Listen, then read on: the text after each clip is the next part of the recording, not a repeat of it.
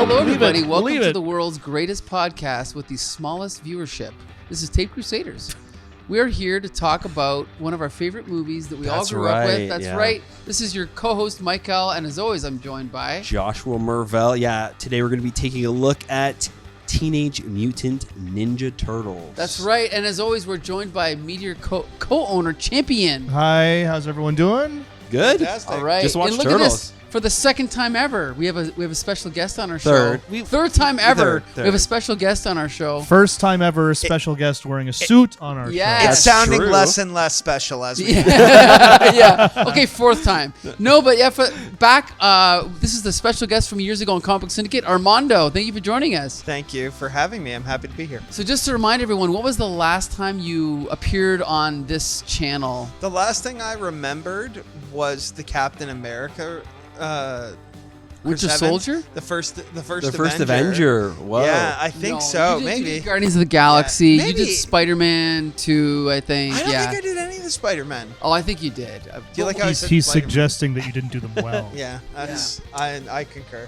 But anyway, here's the thing. Okay, so we just watched Teenage Mutant Ninja Turtles from 1990. Okay, so before we even jump into this, I'm just gonna say, my experience, my cousin had a few black and white comics. I didn't know what Turtles was. I saw, this is some cool indie thing. Next thing you know, it's a toy, then it's a cartoon. Then I go see the movie, everything, then it explodes. Right. I was a little bit too old at that time, so I did watch the cartoon, but I don't think I had any of the toys. But, I thought it was cool. I totally respect, the whole franchise and whatever. You're like 18 years old watching the cartoon. Yeah, exactly. It was a good time. But I want to know, Josh, what's your experience with the Turtles? I feel like I've always had these movies in my life. This came out 5 years before I was born. So the second one, I'm assuming, had already also been out. So I was introduced to it, I think, through my uncles. They both grew up in the 90s and loved Ninja Turtles. So this movie's always kind of been there. Yeah. Champion. Yes. Teenage Mutant Ninja Turtles. Tell us about your experience. I didn't really have too much exposure to this beyond the exposure that we all had, because it was sort of a cultural touchstone for about 12 minutes. I think it was longer than that. I think it's still going. Still, yeah. It was like everyone was crazy about it. Sure. For like this little brief period of time. It's persevered. Mm-hmm. This was a weird movie. We'll talk about that in a minute. I saw this probably on First Choice Movie Network. Okay. When it came out, I didn't bother seeing this in the theaters, but I did have the Teenage Mutant Ninja Turtles Nintendo game. Oh, cool. Ooh. Oh, I remember playing that. That was pretty good. Rage-inducing game. Yeah, one of the hardest games I've ever played. Honestly, but it had a fantastic soundtrack. Nobody gets past the Raphael level where you're swimming. By the way, I got to say, Armando, you got to keep that mic close to you, because we got to cut out all that noise of all the people in the audience here. But now, can you tell us your experience growing up with Teenage Mutant Ninja Turtles? Yeah, so my exposure to Teenage Mutant Ninja Turtles primarily came through my older brother, a few years older than me. Shout out to him for introducing me to good media. I watched the cartoon growing up when it was on, and then various iterations of the cartoon, because it got remade every 3 or 4 years. Yeah, it's true. And each one still was getting excellent. remade. Yeah, exactly. And they're all good. And I've seen this movie many, many times. I think it's almost a perfect film. So there's romance, there's action, there's drama. Well, okay. The last time I saw this film, I believe was with you, but you don't remember being there, so maybe it was someone else. But that was 10 years ago. Before that, it had been 20 or 30 years. I saw this in the theater, opening night, just like Batman. I didn't think it was as good as Batman, but when I watched it with you 10 years ago, I was actually surprised how well it held up, okay?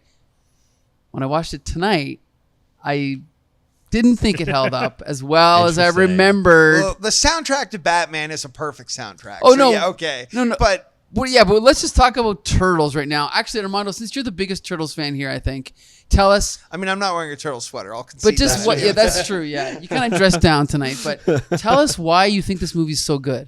Okay, one, it's very exciting. Like the pacing from scene to scene, I think is excellent. The story's easy to follow. It has some complexities to it, so a child can pick it up, an adult can enjoy the intricacies, right, as well as the character play and how the characters evolve throughout the movie. And at some point, sure, it's cheesy, like when he goes, "It's just Dan now, Dad." Yeah, that might not hit as well as the writer thought it would resonate. But like the scene where Raphael's screaming Splinter on top of the old house. Splinter! Yeah, excellent. Perfect. That evokes something primal from you. When he screams, damn, it just, I would agree with you if it was maybe the moment he saw Splinter get kidnapped. But this was like a couple of days later and nothing's going on. He just screams it from the rooftop. He's a teenager. He's angsty. Yeah, no, that's true. I think that for the most part, as a cultural thing, it has definitely stood the test of time. I think the visual effects maybe at times are a little bit rough, but I feel more connected to these characters than I do to most modern CG characters in live action. Okay. Them being tangible. Yes. Specifically Splinter. Like, Splinter looks so good in Actually, this he does. movie. When he cries? Fantastic. Oh, Yeah. Like, 100% still holds up today. I wish that they were still doing practical effects like that, because it's so agreed. good. Whatever you do, audience, do not waste your time going into animation or anything like that. Josh, you're an animator. Tell us about what is it about? Like, why do you think, I mean, people know puppets are fake, people know CGI is fake. Why do you think puppets connect to people better? So I think that unless you have a super high budget and time as well, that's a huge thing. And I think that's also why a lot of the MCU movies have kind of like dipped a little bit in quality. Visually as well, is because they've been pumping them out and the CG teams don't have enough time to work on them. Like, they're always in crunch. So that's one thing. Two, I think that blending CG with real life is a lot harder than building a puppet and having it really there next to somebody. I'm pretty sure these puppets were built by Jim Henson. They were. Yes. I do appreciate the puppets. And my favorite moment of the whole movie was when the four turtles come back to April O'Neil's apartment, and she opens the door, and one of them Splinter. We were screaming, laughing with that. Okay, so Ian, I think you were less impressed than everyone else. What did you think of this movie? I was impressed by. I guess impressed isn't the right word. Nothing about this movie really blew me away. It's a kids' movie. That's 100%. It helps to know that. And watching this movie defended as an Armando. adult, it's like, this is so ridiculously silly. Like, this movie absolutely knows that The Simpsons just came out and, Sure. and has been breaking TV viewership records all over the place. It has a little bit of Bart Simpson in every single one of these characters and wears it on its sleeve. It's very silly. It desperately wants kids to think that it's cool. Mm-hmm. And I'm sure it succeeded.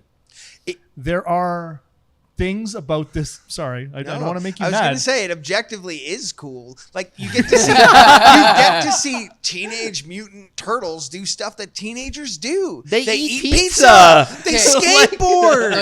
And if you look at it from the point of view of a kid, then it's like, okay, I get it. Yeah. Like, like you said, skateboarding, eating pizza, dancing, and joking around, having fun. Stealing car stereos. Yeah, stealing car stereos. It all makes sense. I think on paper it definitely makes sense.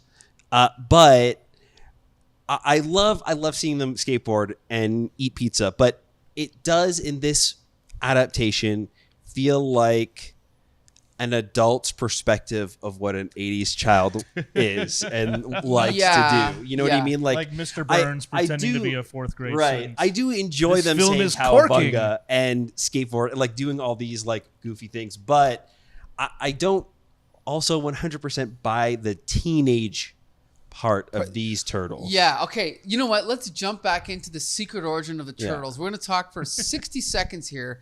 Created by Peter Laird and Kevin Eastman, two struggling comic creators. They kind of just made it up on the spot. I think Peter Laird drew a turtle standing up and then called him a Ninja Turtle. And then Kevin Eastman said, Teenage Mutant Ninja Turtles.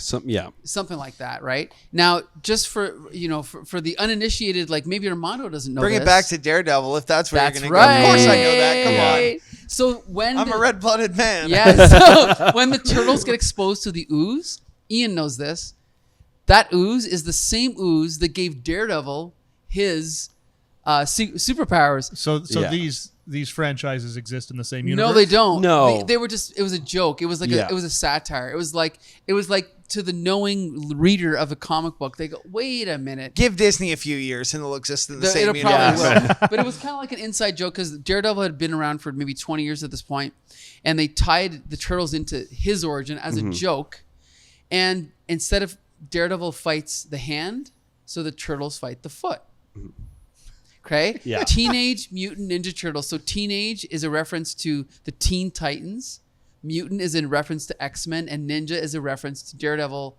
Daredevil fights ninjas. So that's what it was. The most popular comic books of the day. It was a parody, but it exploded. It became this huge hit. It started the black and white boom of the 80s, right? It was a phenomenon. And I believe at one point when Eastman and Laird sold the franchise, it was worth like $2 billion.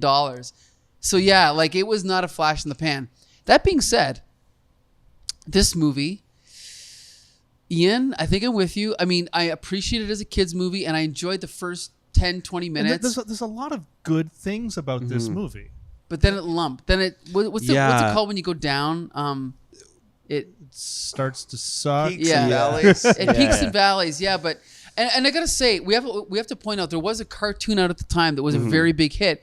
This movie actually follows the plot of the comic book. The comic book. Oh, really? Yes. Yeah. So like when they go to the farmhouse, that's all the comic book. The narration, her talking about the kid, that's all the comic book. Even her drawings are evocative of from the comic book drawings. That's so interesting because I feel like the feeling of the turtles, like their personalities, that's the cartoon. Feel like the cartoon. 100%. You're like right. Their look and the way that they act is very much that. It's almost like the cartoon characters in the comic book plot. Put it that way. Gotcha. So in the comic book, they all have red bandanas. In the cartoon, they individualize them, which is smarter. They also originally very much just look like large turtles. Like they didn't have like a humanistic feel. Not as Disney much. were always anthropomorphic. Yeah. I actually think the television or the movie representation of them is pretty similar to the older think so? comics. Like they're not as bulky as the comic book characters, but when you see some of the stunt work they do in those suits, I imagine they went as bulky as they practically could. So okay, let's talk about this. So okay, the turtles. We all love the suits. I mean, I love the suits. I love the mouth moving. I think Red Letter Media showed like stills from the movie where you can see the actors' faces through the mouths, which I think I caught once in this movie. I mean, the voice actors are fine. Like, I do think that, like we talked about, sometimes they're overdoing the, like they're cowabunga, like they're overdoing, their head movements and that. But Splinter actually looks better, probably because of the fur. So good. The fur hides the fact that it's a puppet. It looks like a real character. So we think they're all good. Corey Haim as Corey Feldman. Donatello. Corey Feldman? Yeah. I thought it was Corey Haim. Okay.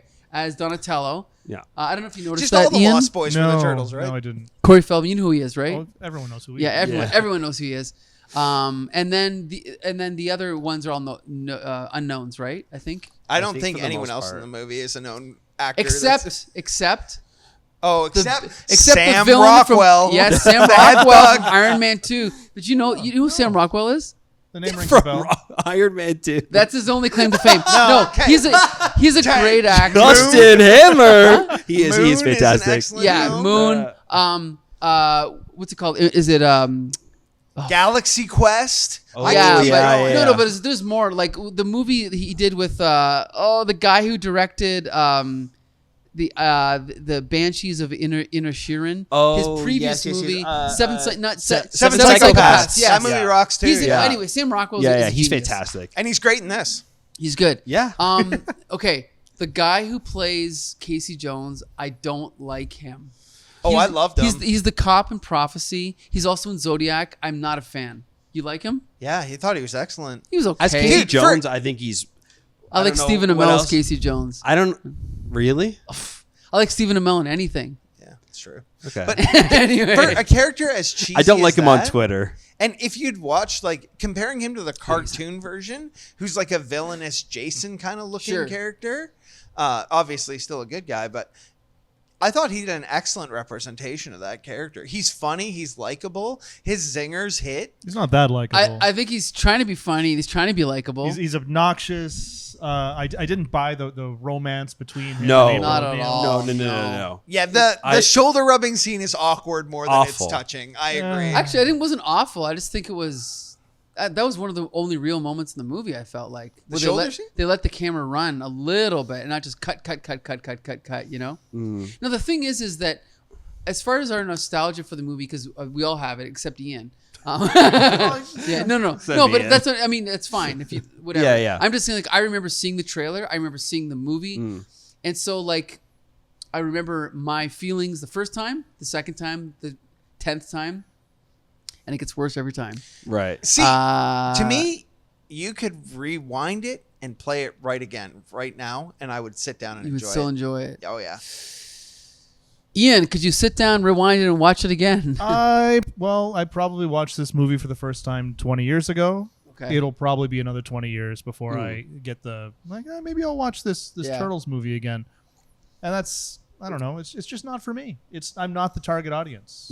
I'm not when I was a little, I wouldn't have been a little kid. I would have been probably 9th grade or something like that when it came out. Yeah, something like that. I don't know. It was for kids a little younger than me. Yeah, I just think we sorta- were both a little too old for it, but I still saw it and enjoyed it. But yeah, it was just below my, whatever. And now age. it's even further below. And without that nostalgia, there wasn't an awful lot for me to really enjoy. And there were some moments that were like laugh out loud hilarious, just these tongue in cheek, especially with some of the little animatronic.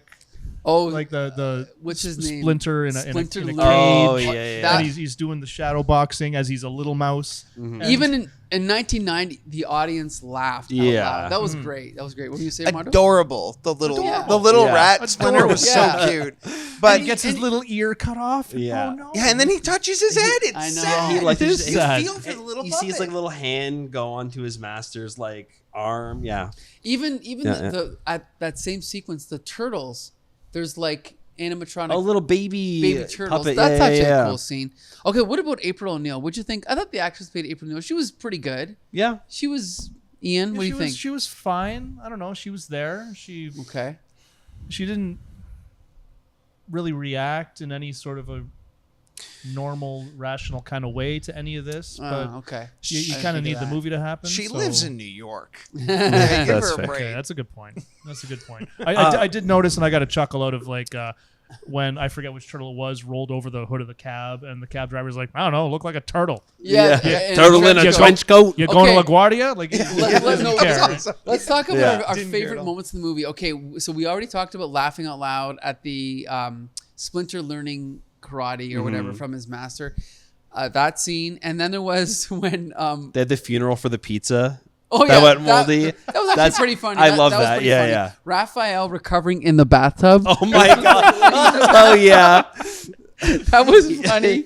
You guys think- Leo can't stop looking over Raphael. Yeah, that was because it was so serious, but not. Oh, that was great. Oh. I'm just trying to think of some other ones where we just laughed out loud. We mentioned the mouthing the Splinter. That was good. Yeah.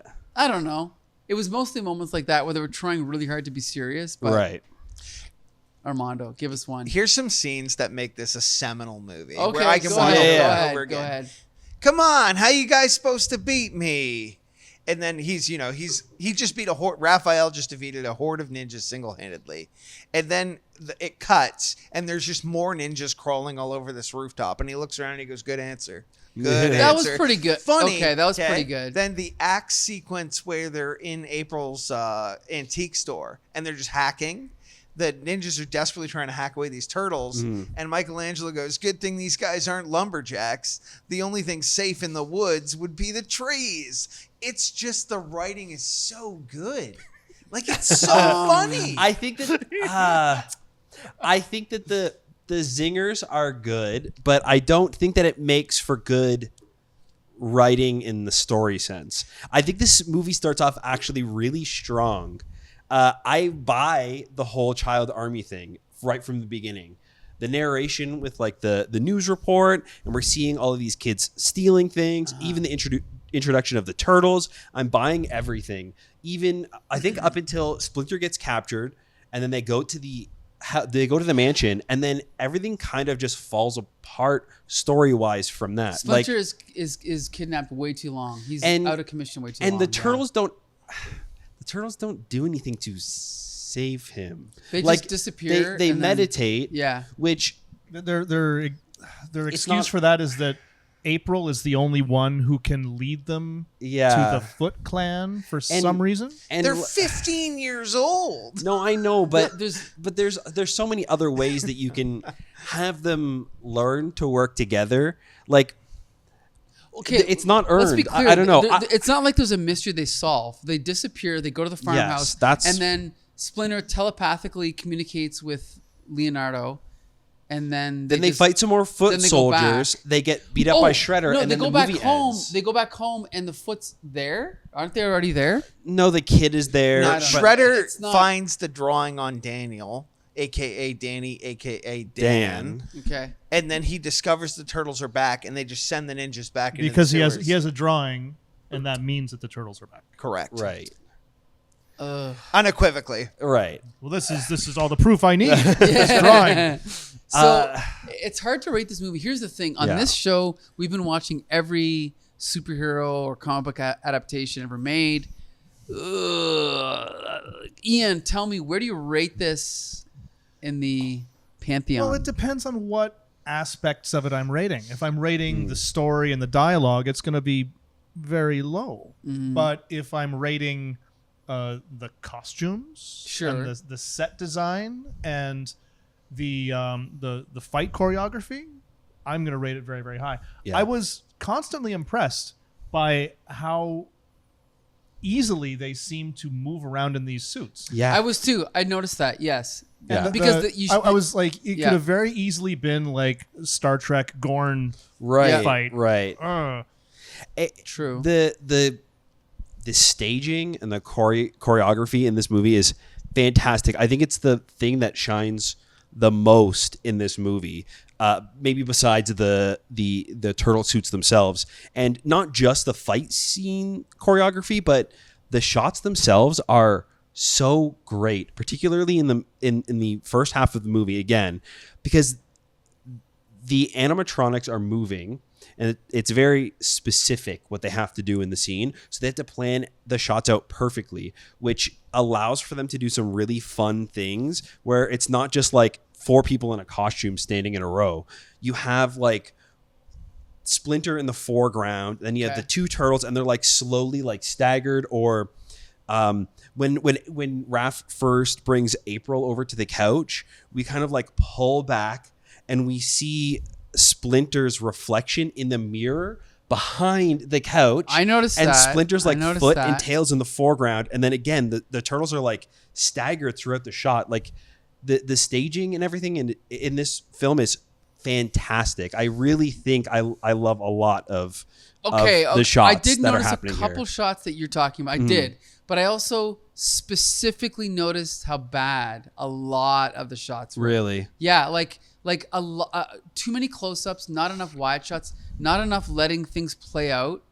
Like I don't know, like poorly lit. Honestly, That's I don't know. Fair, but maybe by design because of the costumes and things that are going on. Yeah, but maybe they were trying to hide the costumes. I don't know, but yeah, I actually was paying attention to the shooting, and I didn't think it was great. However, I feel like that's more the editing, though, right? Oh, you mean the editing by Sally Menke, who edited Reservoir Dogs, Pulp Fiction, Jackie Brown. Oh, Yeah, sure. She's yeah. actually Tarantino's editor. So the cuts have to be snappy because this is a movie engineered for children. Right. Okay, I that's think true. that's like at the core is they're trying to sell action figures, right? Sure. That's like the core of this story. And I think when you put that into consideration, it's above and beyond whatever the gold standard would have been. Like, 20 years later, I'm still laughing at jokes in this movie. Whereas, if we pop in Masters of the Universe, I'm not even going to smile during it. That's a bad movie. That's a terrible movie. Yeah. Of its time, though.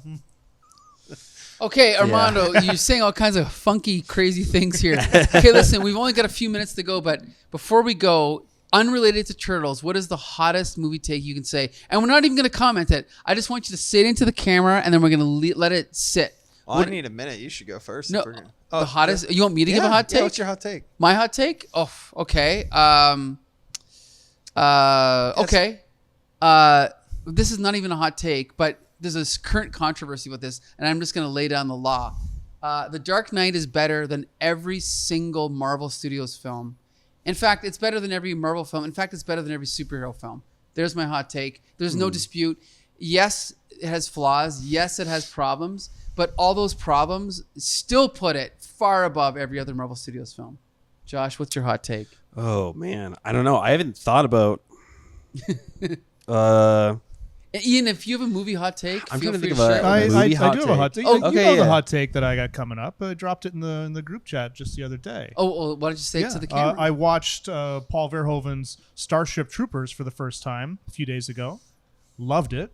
I think it is a better film than RoboCop. Holy moly! That's a hot take. Really? I don't agree with that take. Okay. Armando, you've had time to think? Yeah, I have had time to think, and I just have so many. You know what? I'm going to build on RoboCop. I think that's one of the greatest science fiction movies of our generation. I'm not going to dispute that either.